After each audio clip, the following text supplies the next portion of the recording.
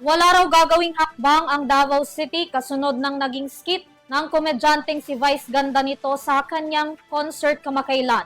Sabi ni Davao City Acting Vice Mayor Rodrigo Rigo Duterte II, wala silang inilalabas na resolusyon kaugnay sa persona non grata laban sa komedyante. Narito ang report mula kay Catherine Landicho. Tinanggi ni Davao City Acting Vice Mayor Rodrigo Rigo Duterte II ang kumakalat na balita na idineklara si Vice Ganda bilang persona non grata sa lungsod. Ayon sa kanya, walang ganitong resolusyong ipinasa ang sangguniang panglunsod. Bagkus nagpasa lamang ng resolusyon ng pagkondena ang City Council kaugnay ng jet ski holiday skit ni Vice Ganda noong Super Divas Concert sa Araneta Coliseum noong August 8 kasalukuyang taon.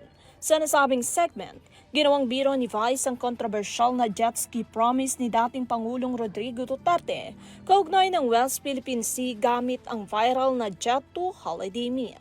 Ayon sa konseho, mas marami pa silang mas importanteng issue na kailangang pagtuunan ng pansin kesa patulan ang nasabing biro.